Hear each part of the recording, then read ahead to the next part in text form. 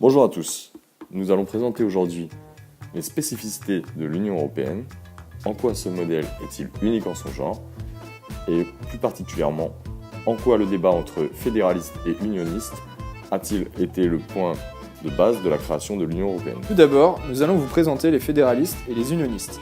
Les fédéralistes veulent ce que l'on pourra appeler les États-Unis d'Europe. Ils veulent que ce soit des instances supranationales qui dirigent les États européens. Ils peuvent être représentés par Alexandre Marc ou encore Altiero Spinelli. En second lieu, on peut présenter les unionistes. Ce sont ceux qui veulent que les États conservent leur suprématie et leur pouvoir. Ils peuvent être représentés par Churchill ou encore, plus tard, par le général de Gaulle. Ces personnes, d'idéologies différentes, ont confronté leurs idées pour la première fois au Congrès de La Haye en 1948. Ce congrès se divisa en 3 parties, 3 commissions.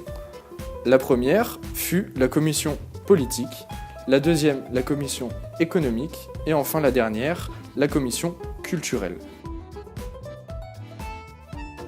Suite à cela, des institutions d'idéologie plus fédéraliste ont vu le jour, comme la CED, l'armée européenne, projet qui fut avorté en 1954 par la France. Suite à l'échec de la création d'une armée européenne, la finalité du traité de Rome fut ce que l'on pourrait appeler un compromis. En effet, les institutions créées lors de la création de la CEE, telles que la Commission, le Conseil ou encore le Parlement, sont d'inspiration à la fois fédéraliste mais aussi unioniste. Les institutions européennes ont connu quelques transformations avec la création de l'Union européenne qui a été établie à la suite du traité de Maastricht signé le 7 février 1992. Elle comprend 5 institutions principales. En tête, le Conseil européen qui est l'organe majeur d'orientation et de décision. Ensuite, nous retrouvons le triangle institutionnel composé de la Commission européenne qui siège à Bruxelles, le Parlement européen qui siège à Strasbourg et le Conseil de l'Union européenne qui siège à Bruxelles. La Commission européenne propose des lois. C'est une institution indépendante des États qui veille à l'exécution, l'application des traités et des décisions du Conseil européen vu plus haut. Elle a donc une idéologie plutôt fédérale. Ensuite, nous retrouvons le Parlement européen. Le Parlement européen est composé de 751 députés élus dans les 28 États membres. Ils représentent la voix des citoyens européens et votent les lois en fonction de leurs idées et affinités politiques. Ensuite, au troisième côté du triangle institutionnel, nous retrouvons le Conseil de l'Union européenne qui est composé des chefs de gouvernement des 28 États membres de l'Union européenne. Il intervient pour modifier et voter la future loi. La loi européenne doit être adoptée conjointement par le Parlement européen et le Conseil de l'Union européenne. Les chefs de gouvernement cherchant à représenter leurs intérêts nationaux, le Conseil de l'Union européenne apparaît plutôt dans une idéologie unioniste.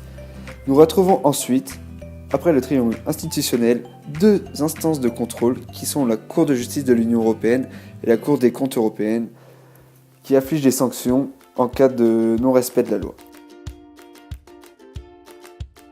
Mais on observe de plus en plus de comportements en opposition à une Europe fédérale, avec la volonté, dans un premier temps, du Royaume-Uni de retrouver sa souveraineté nationale.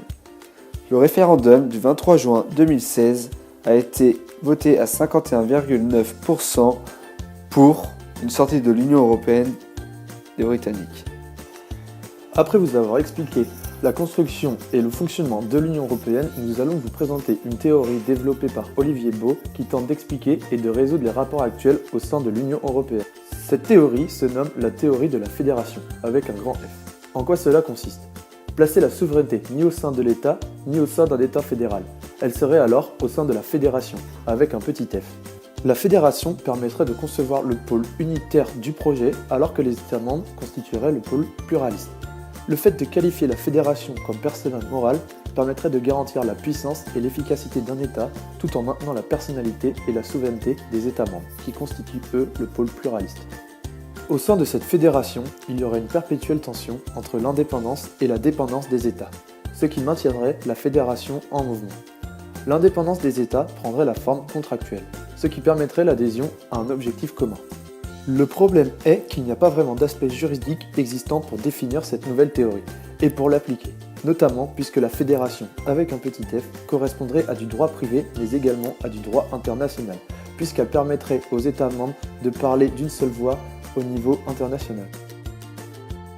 Après vous avoir présenté cette théorie, nous allons maintenant vous présenter ce vers quoi les pays voudraient réellement se tourner.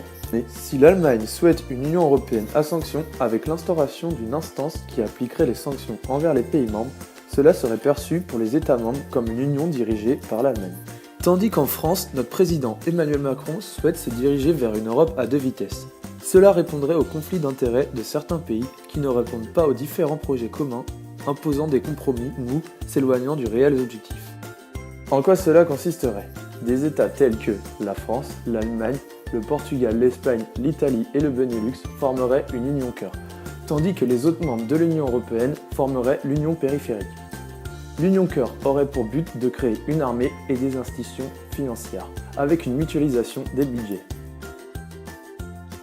Au niveau international, cette union cœur prévaudrait. Celle-ci consulterait l'union périphérique dans la décision de ses projets, mais la voix qui serait entendue à l'international serait celle de l'union cœur. L'Allemagne n'est pas forcément pour cette nouvelle union puisqu'elle pense que la mutualisation des budgets serait en fait la mutualisation de la dette. J'espère que vous y voyez maintenant un peu plus clair sur le fonctionnement de l'Union européenne et les ambiguïtés qui caractérisent ce modèle hybride. La création de l'Union européenne résulte finalement d'un affrontement idéologique entre d'une part les partisans d'une Europe fédérée, unie et institutionnalisée, et d'autre part les défenseurs d'une Europe des nations, coopérative mais concurrentielle, où les États conservent leur souveraineté et leur indépendance. Face aux récents bouleversements politiques qui affectent l'Europe, le débat entre fédéralistes et unionistes se retrouve vivement relancé et divise encore aujourd'hui les citoyens et les gouvernements.